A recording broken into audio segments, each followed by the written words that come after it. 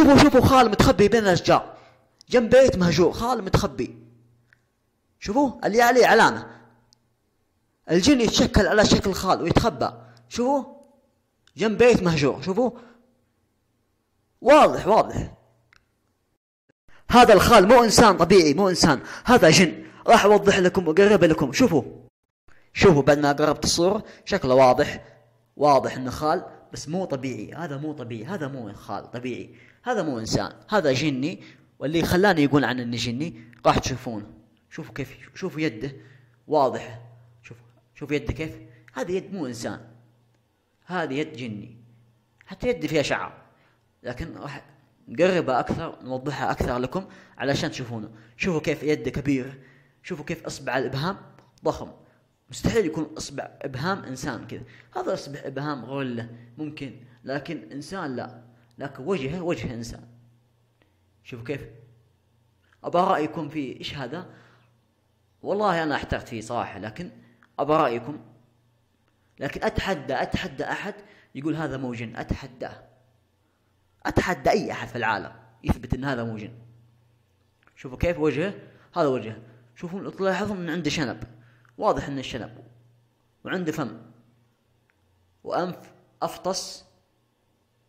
شوفوا كيف الشعر. والله ما أدري، أنا احترت فيه، لكن أبى رأيكم. شوفوا كيف جسمه، وشعر طويل، جسمه أسود. هو طبعا خال، لكن أكيد مو عليه ملابس، أكيد جسمه كله شعر مغطى بالشعر، لكنه مو حيوان، هذا إنسان. وجه إنسان، فأكيد الجن تشكلت على شكل إنسان، بس يعني إنسان بشكل بشع. قصة هذا الخال، أنا كنت طارد جني أسود، يعني كلب أسود كنت طارده. هذا الأسود راح للبيت هذا، كنت طارد بين المزارع، لكن راح البيت هذا وتخبى جنب البيت. فأعتقد إنه ما يقدر يدخل البيت، لأن البيت هذا يحرس جن. هذا الجن شوفوه في الشباك، واضح إنه جن أحمر. شوفوا كيف، شوفونه على الشباك يطالع فيه. شوفوا على الشباك يطالع فيه. نعيد المقطع مرة ثانية. شوفوا هب هذا الوجه. شفتوا وجهه كيف؟ والله من أحد ندعس على وجهه. شوفوا عيد المقطع مرة ثانية. شوفوا كيف وجهه.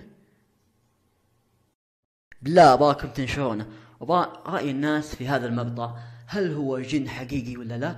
لكن أنا أتحدى أي أحد ينكر أنه مو جن، أتحداه. وانتظروا في الأيام القادمة راح تشوفون مقاطع أقوى أصورها أنا في غابات وأماكن. تحياتي لكم، السلام عليكم.